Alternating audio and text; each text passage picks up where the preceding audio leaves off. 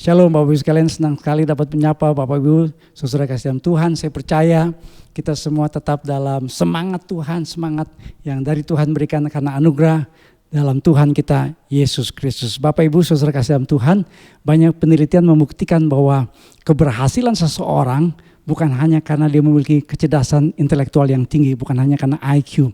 IQ yang tinggi tidak menjamin keberhasilan seseorang. Bahkan menurut penelitian, IQ hanya memberikan sumbangsi hanya 20% bagi keberhasilan seseorang. Ini kabar baik buat kita yang IQ-nya jongkok nyaris tiarap.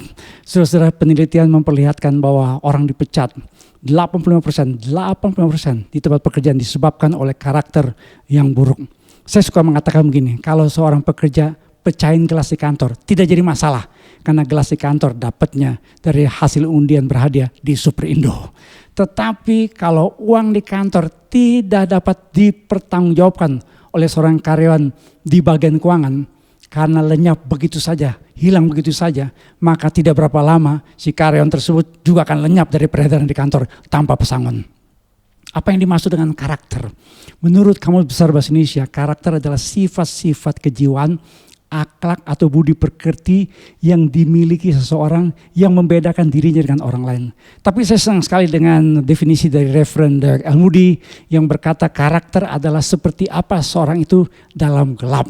Character is a man in the dark. Karakter itu berbeda dengan reputasi. Reputasi itu apa kata orang bilang dia baiknya, dia sehatnya, dia hebat. Tapi karakter itu apa kata Tuhan. Manusia terkesan dengan reputasi, tapi Tuhan terkesan dengan karakter kita sebagai orang percaya. Jika Tuhan terkesan dengan karakter kita, Tuhan akan mempercayakan banyak perkara yang luar biasa dalam hidup kita. Haleluya. Kita percaya karena pada hari Pentakosta kita diingatkan kembali dan berdoa supaya Roh Kudus tetap memenuhi hidup kita yang percaya kepada Kristus supaya kita menjadi saksi bagi Kristus. Dan ketika orang percaya dipenuhi oleh Roh Kudus, maka Roh Kuduslah yang mempengaruhi karakter kita. Karena kata penuh bahasa Yunani adalah plero, yang artinya dipengaruhi, influenced by. Jadi orang yang dipenuhi Roh Kudus adalah orang yang hidupnya dipengaruhi, influenced by of the Holy Spirit, dipengaruhi oleh Roh Kudus. Orang yang dipenuhi atau dipengaruhi Roh Kudus akan menghasilkan karakter berdasarkan buah Roh Kudus. Seperti yang dikatakan dalam Galatia pasal 5 ayat 22-23 yang berkata, tapi buah Roh ialah kasih, sukacita, damai sejahtera, kesabaran, kemurahan, kebaikan, kesetiaan, kelemah lembutan, dan penguasaan diri. Saya percaya walaupun sekarang ini banyak di antara kita sulit mendapatkan pekerjaan atau menjalankan usaha bisnis. Tetapi orang-orang yang punya karakter Kristus, seperti yang tadi kita baca dalam Galatia pasal 5, 22-23, pasti ditolong Tuhan dan mendapatkan pekerjaan dan usaha yang terbaik. Amin kalau saudara percaya.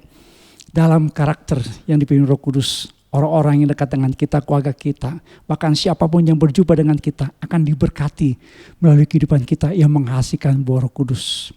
Ini adalah kesaksian kita sebagai orang percaya.